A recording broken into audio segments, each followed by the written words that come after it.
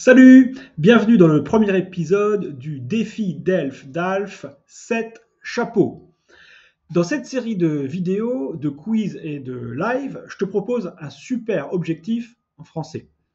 Débuter de manière active la lecture d'un article. Comment ça marche?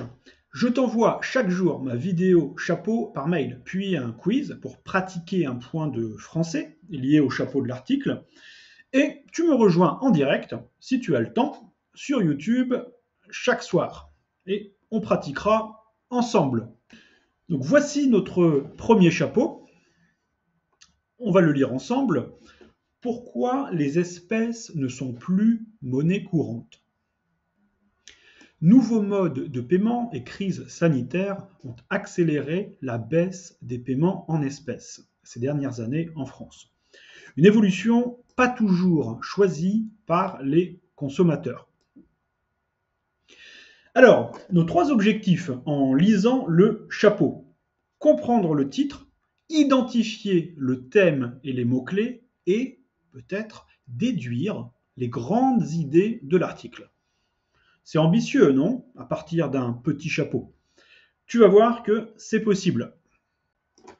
Même si on s'intéresse au chapeau, on inclut toujours le titre, car il oriente notre compréhension. Donc le titre commence par « Pourquoi ?» Cela indique déjà qu'on va explorer les raisons d'un changement. Les espèces est le sujet, ici, le sujet de la phrase. Est-ce que tu connais cette expression? Et monnaie courante, ça te dit quelque chose? Peut-être pas. Alors, justement, l'objectif, ça va être, en lisant le chapeau, de répondre à ces questions, d'expliquer le titre. Le terme espèce revient dans le chapeau. C'est donc un mot-clé. Si tu ne connais pas sa signification, essaie de la deviner grâce à la suite du chapeau. Tu observes que le mot paiement est mentionné deux fois. Mode de paiement et baisse des paiements en espèces.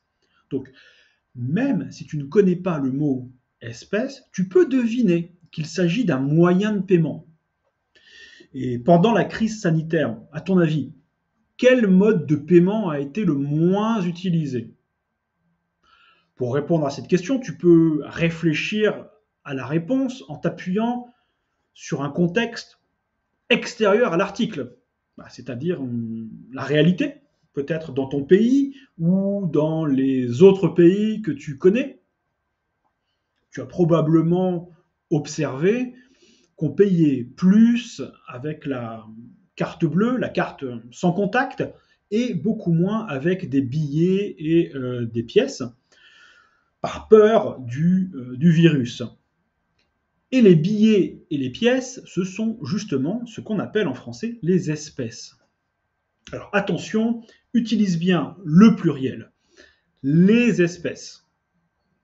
Si tu veux parler d'argent physique, donc les pièces et les billets. Si tu dis l'espèce au singulier, on comprend le sens biologique.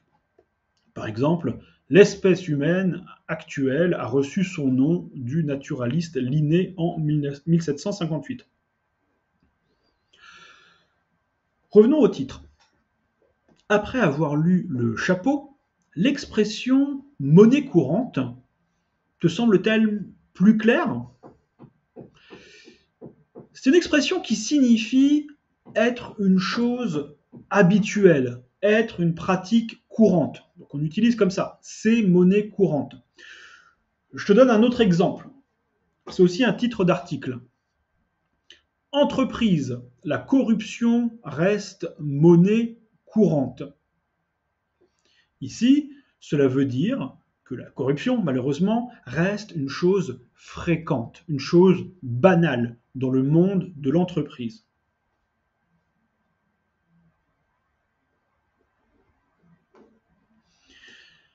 Dans notre chapeau, l'expression monnaie courante a été choisie pour son sens, mais aussi pour créer un jeu de mots et rester dans le thème de l'argent, des moyens de paiement. Le jeu de mots joue sur le paradoxe. Les espèces sont de la monnaie qui circule, et dire qu'elles ne sont pas monnaie courante, cela paraît un peu bizarre au premier abord. Mais il faut comprendre au sens figuré. Les espèces ne sont plus utilisées fréquemment.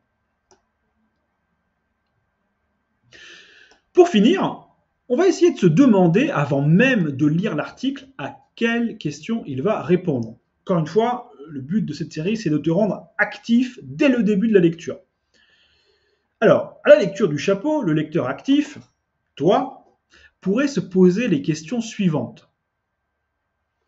Quel mode de paiement remplace les espèces? Tu as des idées?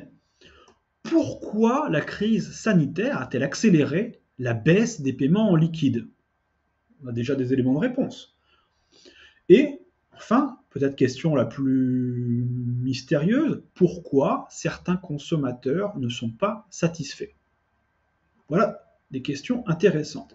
Et bien sûr, un lecteur super actif, comme toi, peut essayer de répondre à ces questions avant même de lire l'article. Comme cet article est réservé aux abonnés du journal Telegram, tu ne pourras malheureusement pas le lire en intégralité, sauf si tu t'abonnes.